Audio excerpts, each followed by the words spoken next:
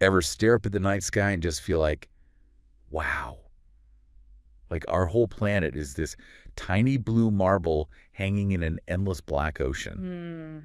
Well, you're not wrong. And in this deep dive, we're going to take a look at some incredible research and articles to really unpack just how vast and, well, mind-bending outer space truly It is. really is something else. Our mission today is simple: to arm you with the coolest, most surprising nuggets about the cosmos so you can feel seriously informed without needing to decipher complex equations or feel like your brain just did a zero-gravity spin. Yeah, hopefully less brain spinning, more awe. Exactly. Ready? Let's jump in. Let's do it. Okay, so let's start right here at home. Earth. We tend to think of it as this solid, stable ground beneath our feet, right? Pretty much, yeah. It feels solid. But it's actually a giant spinning top hurtling through space. And get this, to escape Earth's gravitational pull, you'd have to be zooming at over 7 miles every single second. Wow, 7 miles a second. That's hard to even picture. Faster than anything we experience day to day. Totally.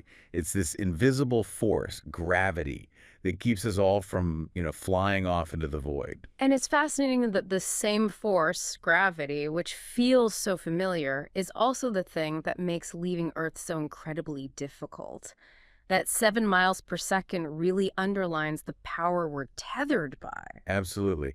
And speaking of what's beyond, our closest cosmic neighbor, the moon, is a mere 237,500 miles away. Sounds like a lot, maybe. It does, but in space terms, like you said, it's practically next door. Right. And it's not just sitting there, it's orbiting us, while we, in turn, are orbiting the sun. It's all about these cosmic dances, one celestial body looping gracefully around another. That concept of an orbit is just fundamental. It's Yeah. gravity and motion in this perfect balance. It's why we have a solar system structure at all instead of planets just whizzing off randomly. Now, zoom out a bit further, and you get our entire solar system. The sun, this enormous star, basically a giant nuclear furnace, right? Uh-huh.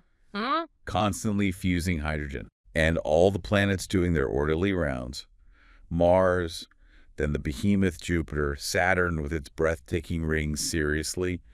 Those rings are made of countless icy particles. Just stunning through a telescope. Yeah. Then Uranus, Neptune, and little Pluto hanging out way out there in the Kuiper Belt.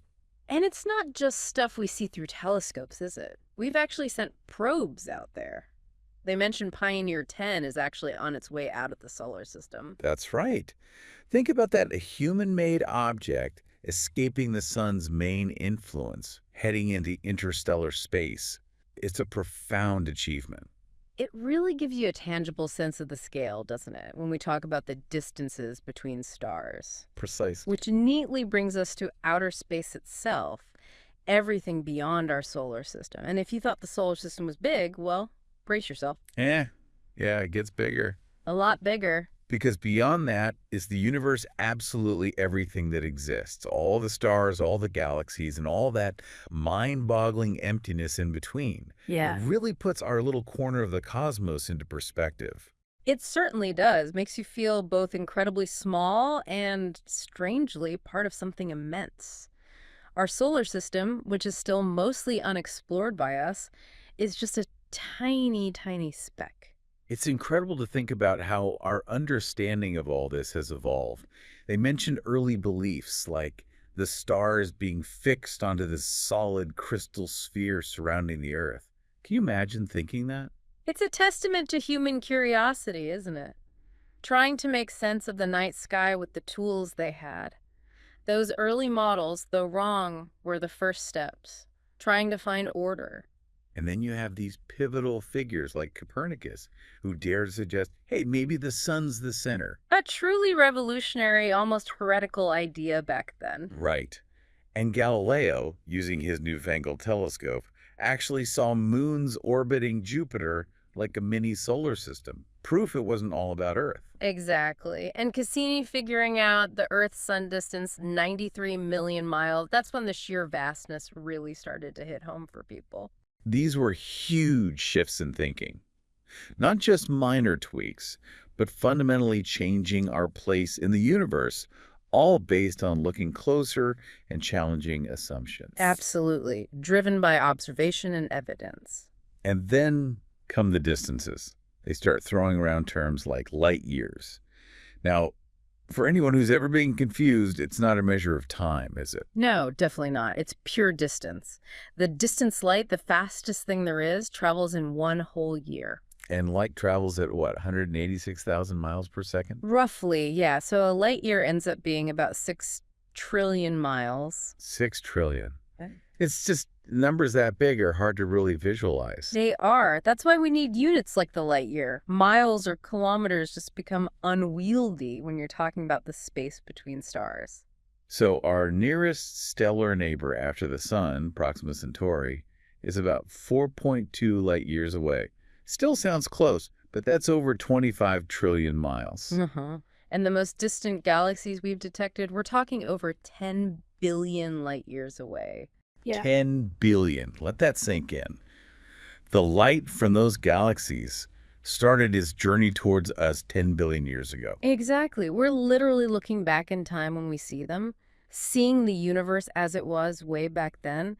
That light has been traveling almost since the beginning of the universe itself. And when you compare that to speeds we can actually sort of comprehend, like the space shuttle, it would take over 7 months just to get to the sun. Right. And to get to Proxima Centauri at that speed, forget it, something like 160,000 years. It really highlights the isolation of star systems. The gaps between them are just immense, makes interstellar travel a huge, huge challenge. Our own galaxy, the Milky Way, is just one of hundreds of billions of galaxies out there, and it contains, what, an estimated 100 billion stars itself? That's the current estimate, yeah. 100 billion stars, maybe more. In our sun.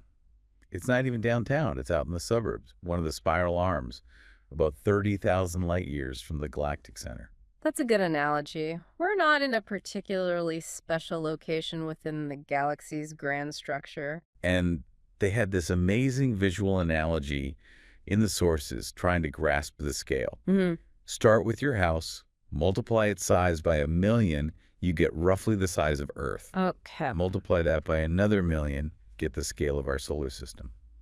Still with me? Just about. Million times a million. Huge jump. Then multiply by 10,000 to get to the nearest stars. Sure. Another 10,000 to reach the size of our entire Milky Way galaxy, and then a final multiplication by 100,000 to get to the farthest known reaches of the universe. Wow.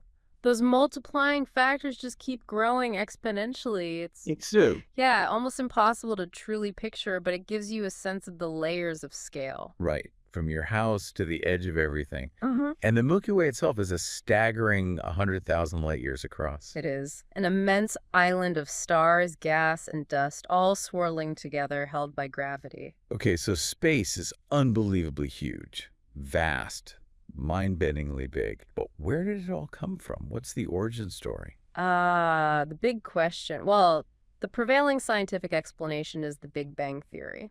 Right, the idea that everything started from this incredibly hot, incredibly dense single point, something like 13.8 billion years ago. Exactly. And then it underwent this period of rapid expansion inflation and has been expanding and cooling ever since. It's the cornerstone of modern cosmology. And the evidence for this. One key thing is that distant galaxies are all moving away from us, right? Correct. And crucially, the farther away a galaxy is, the faster it appears to be moving away from us. Like raisins in a loaf of rising bread. The space itself is stretching. That's a great analogy. It's not that the galaxies are flying through space away from us, but that the fabric of space itself is expanding, carrying the galaxies along with it. Edwin Hubble's observations back in the 1920s were the first real evidence for this. So everything is in motion. Our Earth's spinning about 1,000 miles per hour at the equator. Thankfully, gravity keeps us stuck on. Gives us day and night. Then we're orbiting the sun at something like 67,000 miles per hour. Yep, our yearly trip. And the sun itself isn't stationary. It's orbiting the center of the Milky Way galaxy at a blistering 500,000 miles per hour. It takes about 220 million years for the sun to complete one galactic orbit, one galactic year. Makes rush hour seem pretty tame, doesn't it? We're on this cosmic roller coaster we don't even feel. It's a constant dance, everything moving relative to everything else. Our seemingly still existence is actually a high-speed journey. And even the stars within our galaxy are moving around, right? Some faster, some slower than the sun. That's right, which means over very long timescales, tens or hundreds of thousands of years, the constellations, the patterns we see will actually change shape. Wow. So the Big Dipper won't always look like the Big Dipper. Eventually, no. The stars making it up are all moving independently through the galaxy. It happens incredibly slowly from our perspective, though.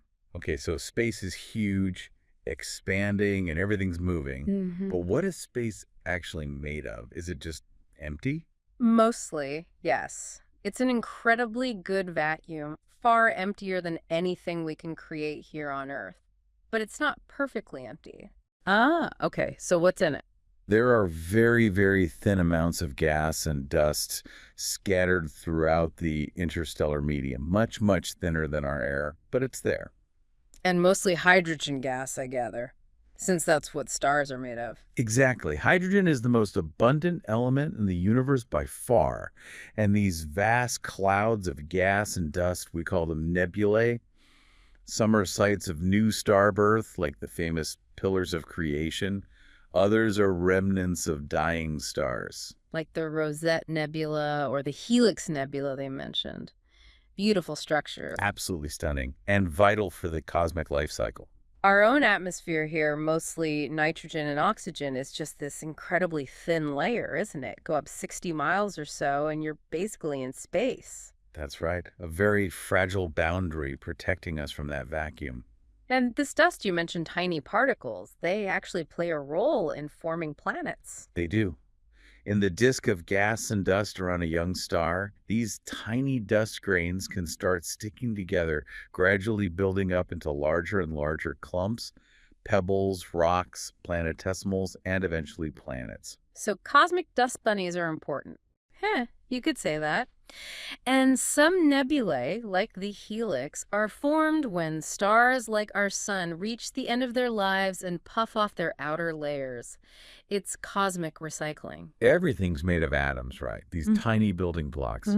Hydrogen's the simplest, one proton, one electron. Correct. And different combinations and types of atoms make up everything we see: the gas, the dust, the stars, the planets, us. It all comes down to atomic physics. Now, space isn't just empty and dusty, it's also filled with energy, traveling as rays. Yes, electromagnetic radiation. It travels in waves at the speed of light, that constant 186,000 miles per second. And visible light, the rainbow we see, is just one small part of that. A tiny sliver, actually. The different colors we see correspond to different wavelengths of visible light, from shorter wavelength violet to longer wavelength red. But there are invisible rays too, like infrared, longer than red light. Right. We feel infrared as heat. Our atmosphere blocks a lot of it, but special telescopes can detect it. Then there are radio waves, the longest wavelengths. Huge radio telescopes listen to these. Allowing us to see things that don't shine brightly in visible light. Precisely. Things like cool gas clouds or distant energetic objects. And on the other side, shorter than violet light, there's ultraviolet, the stuff that gives you a sunburn. That's the one. Thankfully, our ozone layer blocks most of the harmful UV. Even shorter and more energetic are X-rays and gamma rays. Which come from really hot, violent events. Yes, things like exploding stars or matter falling into black holes. Our atmosphere completely blocks these, so we need telescopes in space to study them. And then there are cosmic rays, which aren't actually light rays. Correct. Cosmic rays are actually high-energy particles, mostly protons and atomic nuclei zipping through space at nearly the speed of light. They likely come from powerful events like supernovae, like cosmic bullets. Okay, let's talk stars. We see constellations, like Orion. But you mentioned the stars in a constellation aren't actually neighbors, are they? Not usually, no. They just happen to appear in the same general direction from our perspective here on Earth. One star in Orion might be much, much farther away than another. It's an optical illusion, a pattern we impose.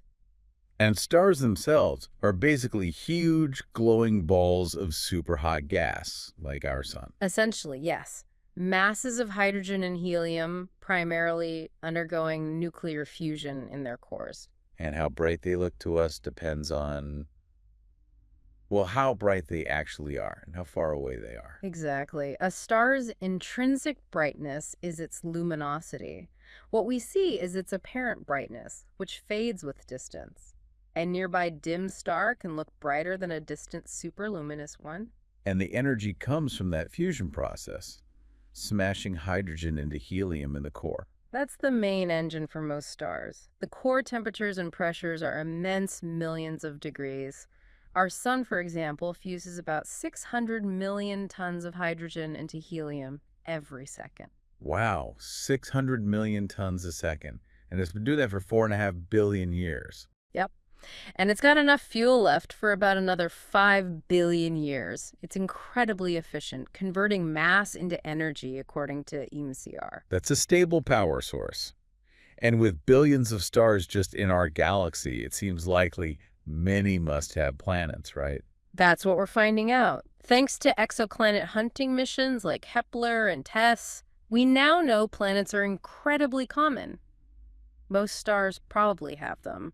Finding Earth-like ones is the next big challenge. The stars aren't all the same size, though. They're dwarfs, giants. Right. Stars have a life cycle, and their size changes. You have small, cool red dwarfs, which are very long-lived. You have white dwarfs, which are the dense remnants of stars like our sun. And then the big ones, Yeah. giants and supergiants. Yes, when a star like the sun gets old, it runs out of hydrogen fuel in its core, starts fusing helium, and swells up enormously into a red giant. Much more massive stars become even larger supergiants. So the life cycle for an average star like our sun starts as a collapsing gas cloud, shines steadily for billions of years, burning hydrogen, The main sequence phase. then swells into a red giant, puffs off its outer layers as a planetary nebula, and leaves behind a white dwarf. That's the gist of it, yeah.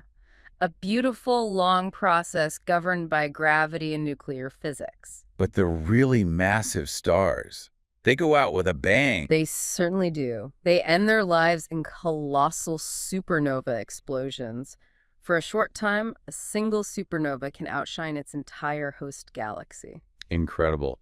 And these explosions spread heavy elements out into space, right?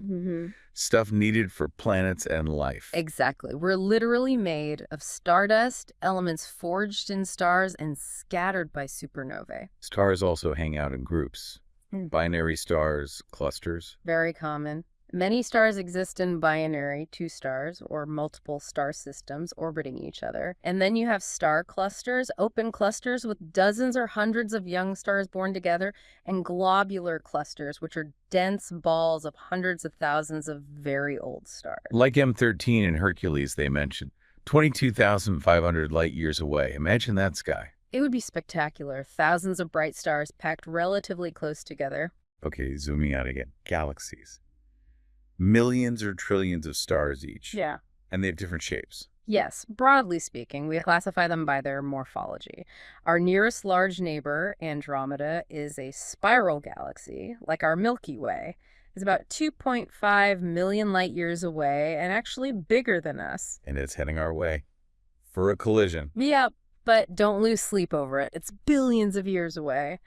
But eventually, the Milky Way and Andromeda will merge into one giant galaxy. Wow. So spiral galaxies have those arms. Right. Arms made of stars, gas, and dust winding out from a central bulge. These arms are where most active star formation happens. Some spirals have a straight bar structure across the center, barred spiral. Then there are elliptical galaxies, more football shaped. Exactly. Smoother, more featureless, generally lacking those spiral arms. They tend to have older stars and less gas and dust. They range from small dwarfs to giant ellipticals, 10 times the mass of the Milky Way. And irregular galaxies, just weird shapes. Yeah, pretty much. No defined structure, often smaller, maybe resulting from collisions or interactions. And remember, astronomers estimate there are at least 100 billion, maybe even trillions of galaxies in the observable A universe. 100 billion galaxies, each with billions of stars. Yeah. The numbers are just It's astronomical. literally. Our own Milky Way, it's a spiral, and our solar system is in the Orion arm, kind of between the Perseus and Sagittarius arms. That's right. Out in the suburbs, as we said. And that faint band of light we see on a dark night, that's us looking edge-on into the disk of our own galaxy. Precisely. You're seeing the combined light of billions of distant stars concentrated in the galactic plane. Dust lanes obscure parts of it. It's about 100,000 light years across, but relatively thin, maybe 1,000 light years thick in the arms. Roughly those dimensions, yes. With a thicker central bulge containing older stars and a surrounding halo containing those old globular clusters. And our nearest neighbors are the Magellanic Clouds, visible from the southern hemisphere. Yes, the large and small Magellanic Clouds. They're dwarf, irregular galaxies orbiting the Milky Way, much smaller than us. The large one is about 160,000 light years away. They contain regions like the Tarantula Nebula, a huge star-forming factory. Imagine traveling outwards, past our arm, past the Perseus arm, eventually leaving the galaxy's edge. You'd see the Magellanic Clouds nearby, Andromeda farther off, like islands in a vast ocean. A cosmic archipelago. And these galaxies aren't scattered randomly, they cluster together. Right, the local group, our little galactic neighborhood. About 40 galaxies, with Andromeda and the Milky Way being the biggest. Correct. Held together by mutual gravity spanning a few million light years. And beyond that, bigger clusters, Okay. superclusters. Exactly. Groups like the Virgo cluster, 50 million light years away, containing thousands of galaxies. These clusters are then linked into even larger structures called superclusters. Our local group is on the outskirts of the Virgo supercluster. And galaxies get catalog numbers, like NGC something. Yes, like the New General Catalog, NGC, or the Messier Catalog, M. It's how astronomers keep track of them all. How did these galaxies even form in the first place? Did giant gas clouds just collapse? That's one part of the picture. The current model involves the collapse of huge clouds of gas and, crucially, dark matter in the early universe. Smaller structures likely formed first and then merged over time to build up the larger galaxies we see today, a process called hierarchical formation. In the different shapes. Why spirals versus ellipticals? It's complex. It likely involves factors like the initial spin of the collapsing cloud, the amount of gas available, and importantly, the history of mergers and interactions with other galaxies. Spirals tend to have more gas, fueling ongoing star formation in their disks. Ellipticals might be the result of major mergers that used up the gas and randomized star orbits. So galaxies can actually collide and merge. Oh, yes. Gravity is relentless on cosmic scales. We see many examples of interacting galaxies, like the Whirlpool Galaxy being distorted by its smaller companion, or the antenna galaxies, which are two spirals smashing together, triggering massive bursts of star formation. And even galactic cannibalism. Big galaxies eating smaller ones. It happens. Larger galaxies grow by accreting smaller satellite galaxies over billions of years. This is probably how the most massive elliptical galaxies formed. Space isn't always serene. Okay, so we see stars, galaxies. But space itself is dark. We only see things that emit or reflect light. Are there things hidden out there? Absolutely. Besides the faint gas and dust, there are vast, dense clouds of dust that are opaque to visible light. Dark nebulae, like the Coalsack Nebula, they look like holes in the starry background because they block the light from stars behind them. And then black holes, the ultimate hidden objects. Indeed. Formed from the collapsed cores of the most massive stars after a supernova, their gravity is so intense that nothing, not even light, can escape once it crosses the event horizon. So you can't see a black hole directly. Not directly, but we can see their effects on nearby stars and gas. Matter swirling into a black hole gets incredibly hot and emits X-rays before it disappears. And we believe supermassive black holes reside at the centers of most large galaxies. Including our own. The center of the Milky Way is hidden by dust, but we think there's a giant black hole there. The evidence is very strong. We've tracked stars orbiting an invisible object, Sagittarius A, right at the galactic center at incredible speeds. Its mass is estimated at about 4 million times that of our sun. It has to be a supermassive black hole. And some galaxies have incredibly bright centers, Seyfert galaxies. That's black hole actively feeding. That's the leading theory. A supermassive black hole accreting large amounts of gas and dust, causing the surrounding region to blaze brightly across the spectrum. These are called active galactic nuclei, or AGN. And radio galaxies, emitting powerful radio waves, also black holes. Often, yes. The strong radio emission, sometimes forming huge jets extending far beyond the galaxy, is thought to be powered by processes related to the central supermassive black hole, or sometimes by galaxy collisions. Centaurus A is a prime example. And the most extreme, quasars, look like stars, but are billions of light years away and incredibly luminous. And quasars are astonishing. They can outshine their entire host galaxy by hundreds of times, all from a region not much larger than our solar system.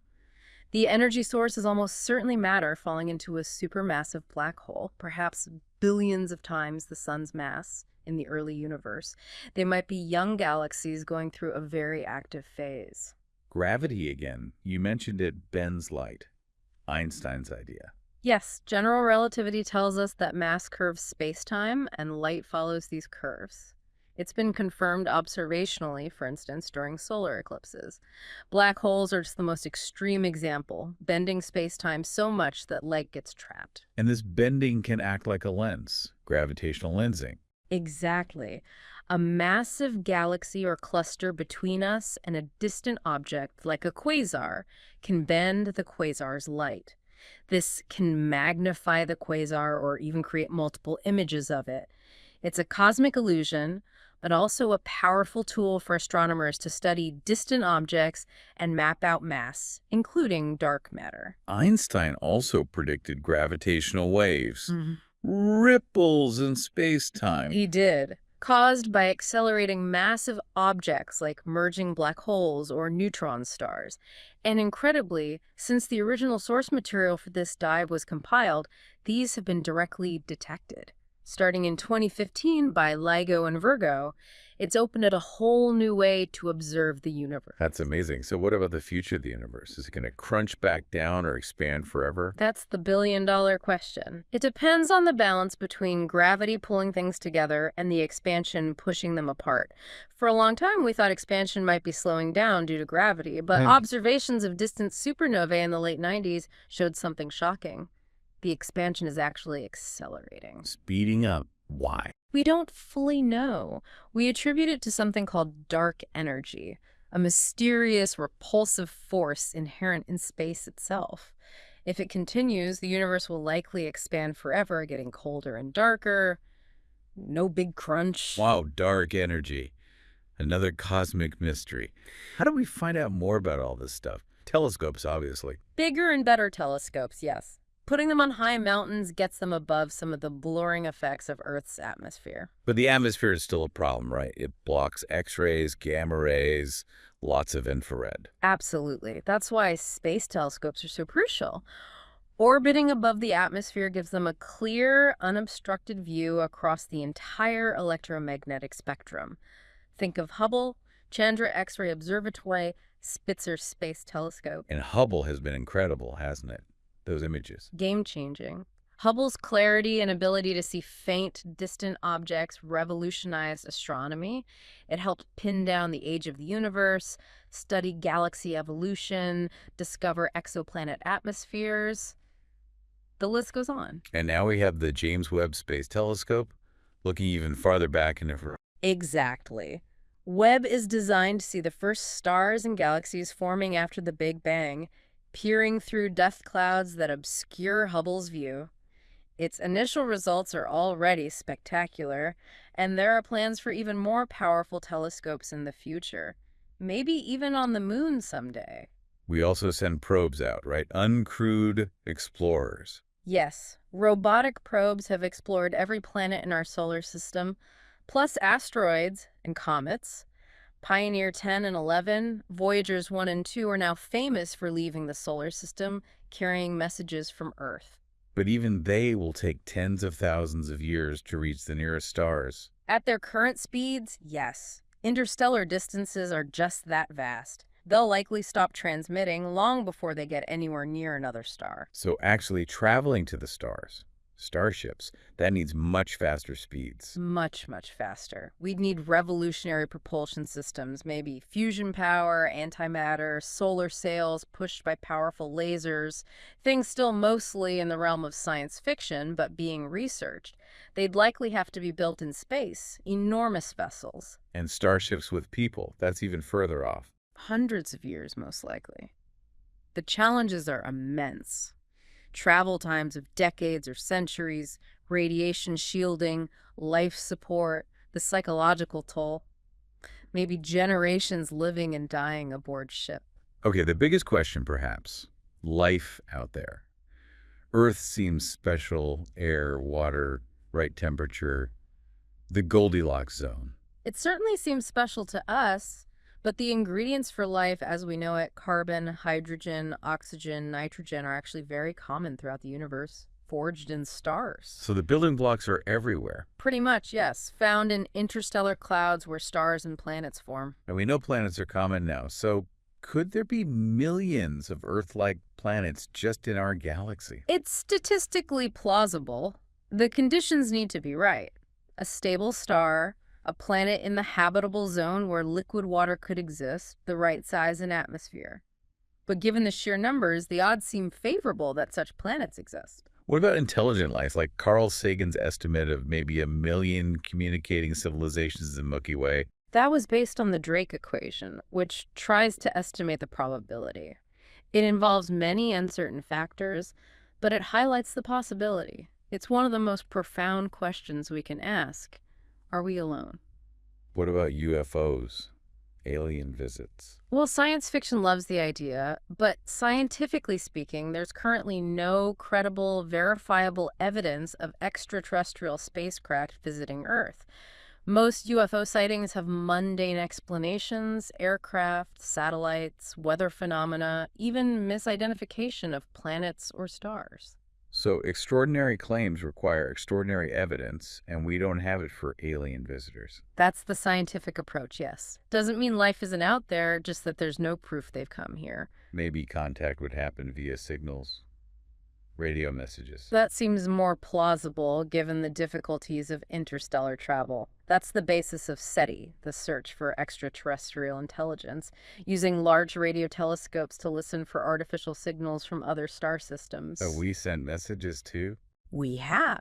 The Arecibo message in 1974 beamed information towards a star cluster, and the Voyager and Pioneer probes carry plaques and golden records with information about Earth and humanity, like messages in a cosmic bottle. Whether anyone will ever find or decode them is another question. It's a hopeful gesture, though. Just a few quick facts to wrap up. 88 constellations. Oldest stars around 13 billion years old. Galaxy older than the sun, universe older still. Stars range hugely in mass. Galaxy from Greek for milk, nebula from Latin for mist. Mostly hydrogen and helium out there. About 92% hydrogen, 8% helium. Heavier elements cooked in stars. And empty space is cold. Minus 454 Fahrenheit. Just above absolute zero leftover heat from the Big Bang. North American Nebula. Looks like the continent. Amazing shapes out there. And remember, there's often a glossary with these deep dives if any terms were tricky. Okay, so as we bring this deep dive to a close, I hope you're left with a sense of just how incredibly vast and dynamic the universe truly is. It's hard not to be, isn't it? Yeah. From the mind-boggling distances to the constant motion and the fact that we're made of elements forged in stars, it's humbling and awe-inspiring. Hopefully this gave you a good foundation without feeling too overwhelming. A starting point for thinking about our place in it all. So here's a final thought to leave you with. Considering the sheer number of galaxies, stars, and potential Earth-like planets, what's the single most profound implication for you about the possibility of other life and our place in this immense cosmos? Something to ponder. A big question indeed. Thanks so much for joining me on this deep dive into the wonders of outer space.